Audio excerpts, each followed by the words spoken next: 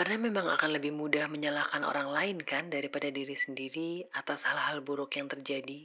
Saat pasangan kita bersikap buruk, maka dialah yang menjadi sumber masalahnya. Bukan kita. Dia yang berdosa dan bukan kita. Di sebuah coffee shop yang estetik tapi matcha latte-nya kemanisan, aku meluangkan waktu untuk deep talk dengan seseorang. Kita sebut aja Fulana. Semoga Allah merahmati beliau. Topik pembahasan kita adalah tentang sebuah pelajaran penting yang pernah disampaikan oleh guru kami Ustadz Nuzul Zikri Hafizahullah. And it goes like this. Para salaf terdahulu berkata, "Sungguh aku benar-benar bermaksiat kepada Allah, lalu aku mengetahui hal itu berakibat pada berubahnya perilaku keledai tungganganku, pembantuku, istriku, dan munculnya tikus di rumahku." Kemudian beliau berkata, Akhir-akhir ini perilaku suamiku berubah, menjadi kurang menyenangkan. Lalu aku teringat akan kalimat tadi kemudian bermuhasabah diri. Mencoba mengingat kembali maksiat apa yang telah aku lakukan pada Allah. kami berdua terdiam sejenak, hanyut dengan pikiran masing-masing. Saat itu aku berpikir, andaikan semua rumah tangga mengamalkan rumus ini, mungkin pertengkaran atau bahkan perceraian bisa dihindari. Andaikan juga suami dan istri mau, bukan hanya bisa, tapi mau dengan segala keredahan hatinya untuk berpikir seperti ini, pasti sakinah, mawaddah, warohmah lebih mudah untuk digapai. Salah satu hal yang senantiasa aku syukuri despite of my current life situation, mid-30s and still haven't got married adalah aku bisa mengambil banyak pelajaran tentang pernikahan dari orang-orang di sekelilingku. Mungkin si Fulana tidak menyadari bahwa beliau secara tidak langsung mengajarkan aku banyak hal tentang pasang surut pernikahan. Hal-hal yang aku ketahui hanya sebatas teori, tapi beliau menjalankannya secara langsung. Sebetulnya monolog kali ini masih berhubungan dengan pembahasan minggu lalu tentang kekurangan, or being mindful of our flaws as a human being. Rumus para salafus soleh tadi nggak akan bisa berjalan kalau kita sendiri nggak pernah mau menyadari kekurangan dan kesalahan kita. Cuma sebatas mengakui kekurangan aja, Iya, aku orangnya begini dan begitu. tapi nggak mau sadar bahwa itu adalah kekurangan yang harus diperbaiki. Itu adalah kesalahan yang harus dimintakan ampun pada Allah. Karena selalu berkutat dengan puluhan pembenaran atas kekurangan dan kesalahan tersebut. Memang lebih mudah menyalahkan orang lain daripada menyalahkan diri sendiri atas hal buruk yang berlaku pada kita kan. Contohnya Fulanah tadi, suaminya tiba-tiba berubah sikapnya menjadi kurang menyenangkan. Sebetulnya akan lebih mudah untuk mengikuti teori society kan? Jangan-jangan dia ada perempuan lain nih. Makanya dia berubah ke aku.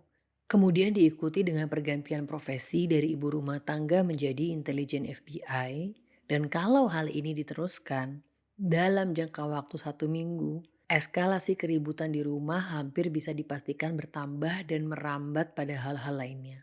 In the end of the day, bertanya-tanya kepada Allah kenapa sulit rasanya mendapatkan ketenangan hidup dalam berumah tangga. Fulana bilang ke aku, kalau dia udah pernah mempraktekkan rumus tadi.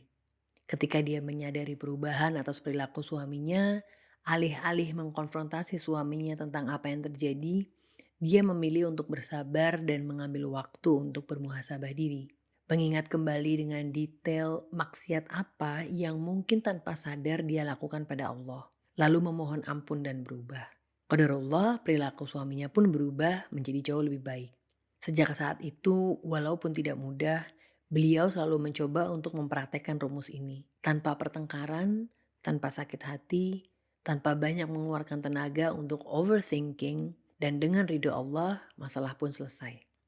Aku dulu adalah tipe orang yang suka menuntut orang untuk berubah menjadi lebih baik. But mind you, tuntutanku itu objektif. Hanya pada hal-hal yang memang betul-betul buruk. Bukan untuk aku aja, tapi juga untuk orang-orang di sekelilingnya. Dan subhanallah itu capeknya luar biasa. Babak belur juga. Mentally ya, not physically of course. Bukan capek ngingetin ya, capek kecewa karena nggak sesuai dengan ekspektasiku. Karena orang itu lebih memilih untuk bertahan dengan sifat atau watak tersebut. Akhirnya aku menciptakan rumus untuk diriku sendiri waktu itu. Aku nggak akan pernah meminta siapapun untuk stay di kehidupanku. As anything ya, friend, best friend, colleague, etc. Stay if you wanna stay, and leave if you wanna leave. Aku hanya akan mengingatkan mereka sekiranya ada sifat atau watak yang kurang baik, atau bahkan yang menyakitkan aku. Kalau mereka mau berubah, alhamdulillah. Kalau mereka nggak mau berubah, ya aku yang pergi. Tapi suatu hari aku berpikir, kalau prinsip ini aku bawa ke dalam dunia pernikahan, apa yang bakal terjadi ya? Masa aku main cabut gitu aja?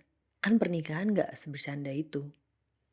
Alhamdulillah ala kulli hal, Allah memang maha pemurah lagi maha penyayang. Bersamaan dengan ujian yang Allah berikan berupa penantian jodoh yang lebih panjang, Allah berikan juga kemudahan untuk aku bisa belajar ngaji walaupun masih sangat tertatih. Dan ketemulah dengan kajian Ustadz Nuzul Fikri Hafizahullah tadi. Kalau aku pikir prinsipku itu udah effortless dan minim konflik, ternyata rumus para salafus soleh tadi bukan cuma jauh lebih effortless dan tanpa konflik, tapi juga ada bonusnya. Masya Allah banget kan? Ya gimana enggak? Coba kita run through. Saat suatu hari aku mendapati suamiku bersikap kurang baik atau berubah, hal pertama yang aku tanyakan pasti, is there anything I did or said that upset you? Kalau ada, aku minta maaf ya. Dari situ outputnya cuma dua. Kalau beliau bilang iya, lalu memberi penjelasan tentang apa yang membuatnya bersikap seperti itu, alhamdulillah. Aku tinggal take notes dan eksekusi requestnya. Tapi kalau beliau bilang enggak, dan beberapa hari kemudian sikapnya tidak kunjung berubah, so the right step would be asking for forgiveness to Allah. Muhasabah diri, mengingat kembali dosa dan maksiat yang mungkin tanpa sadar aku lakukan. Maksiat ini jangan dianggap hal yang bentuknya gede banget gitu ya, kayak selingkuh, berzina, dan lain-lain. Hal-hal yang kita anggap kecil pun kalau itu melanggar syariat, ya tetap aja judulnya bermaksiat kepada Allah. Kalau setelah aku meninggalkan dosa dan maksiat yang dengan sadar atau tanpa sadar aku lakukan, dan beliau masih juga belum berubah, ya tinggal bersabar, terus berbakti dan meminta pertolongan Allah agar Allah lembutkan hatinya. Gimana nggak effortless dan minim konflik coba? Aku nggak perlu overthinking dan nuduh suamiku macem-macem. Aku nggak perlu cekcok for being frontal with him. Dan jangan lupa bonusnya. Satu, dengan muhasabah diri dan menyadari dosa serta maksiat yang aku lakukan, maka suka atau tidak suka, aku harus berhenti melakukan hal tersebut. Because that's the right thing to do kan, supaya dosaku nggak bertambah. Dua, kalaupun sikap beliau tidak langsung berubah, maka insya Allah aku bisa meraih pahala kesabaran atas sikap tersebut. Seperti firman Allah dalam surat Az-Zumar ayat 10. Sesungguhnya hanya orang-orang yang bersabarlah yang dicukupkan pahala mereka tanpa batas. Dan yang ketiga, sebagai ikhtiar lainnya tentu aku akan senantiasa mendoakan ampunan untuk beliau. Dan itu pun insya Allah berpahala. Karena Rasulullah SAW bersabda, barang siapa yang mendoakan ampunan bagi kaum mukminin dan mukminat, Allah akan menuliskan untuknya pahala sejumlah mukmin dan mukminah. Hadis riwayat At-Tabrani. Gimana? Ada yang effortless, plus pahala gitu, masih mau pakai cara yang menguras waktu, pikiran, dan tenaga? Si paling teori, cobain dulu menikah, baru tahu gimana sulitnya. Dulu kalimat ini tuh bikin aku kesel banget loh, beneran deh.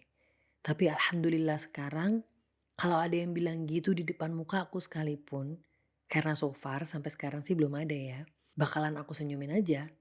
Paling kalau suasananya santai, aku bakal lanjut bilang. Ustadz Nuzul Zikri Hafizahullah bilang, pernikahan adalah ibadah terlama. Yang namanya ibadah gak akan mudah. Maka jangan sepelekan ilmu. Ujian yang besar akan menjadi mudah dijalani kalau kita tahu ilmunya. Ujian yang kecil akan menjadi sulit untuk dijalani kalau kita nggak tahu ilmunya. Nah, karena qadarullah aku belum menikah, yang bisa aku lakukan adalah belajar teori. Dengan harapan nanti pada saat menikah, Allah bantu aku agar mudah mengaplikasikan teori tersebut. And just because it's hard for you, doesn't mean it will be hard for me. And vice versa. Gitu ya, tipsnya menanggapi statement seperti di atas. Jangan marah atau tersinggung kayak aku dulu. Lah ya, yang dia bilang tuh benar. Kita baru tahu sebatas teori aja kan saat ini. Sampai nanti Allah berikan kesempatan untuk praktek real dalam pernikahan. Jadi kenapa harus ngerasa tersinggung ya kan? Well, what I'm trying to say is, seringkali kita gagal dalam memaknai pertanda atau warning yang Allah berikan melalui hal-hal di sekeliling kita. Karena kita selalu berpikir menggunakan logika dan cenderung lebih suka atau lebih mudah menyalahkan orang lain. Ketika sikap istri atau suami kita berubah, berarti mereka yang salah. Lalu dituduh selingkuh atau sudah jenuh. Ketika sikap ART kita berubah, berarti mereka yang bermasalah. Lalu dibilang gak becus kerja atau dituduh pemalas. Ketika kendaraan yang kita pakai sehari-hari sering mogok atau bahkan terserempet kendaraan lain, berarti kualitas mobilnya jelek. Atau bahkan menyalahkan pengendara lain yang tidak berhati-hati. Mungkin memang ada penjelasan logis di balik semua itu. Tapi hal itu hanya bisa dibuktikan dengan effort yang banyak dan tidak jarang berakhir dengan percekcokan, perdebatan, maupun pertengkaran. Dan bukankah para salafus soleh adalah generasi terbaik? Bukankah guru-guru kita hafizahumullah selalu mengingatkan kita untuk meneladani kehidupan mereka radhiyallahu anhuma? Lalu kenapa kita yang hanya manusia biasa bisa merasa bebas dari dosa dan maksiat sehingga apapun hal buruk yang menimpa kita, maka hal pertama yang kita lakukan adalah menunjuk orang lain, bukan diri sendiri. Semoga Allah mudahkan kita untuk bisa menjadi manusia yang mudah berkaca pada diri sendiri. Dan semoga Allah juga mudahkan kita untuk bisa mendapatkan pasangan hidup yang sedemikian. Karena bukankah perempuan yang baik adalah untuk lelaki yang baik dan begitu pula sebaliknya?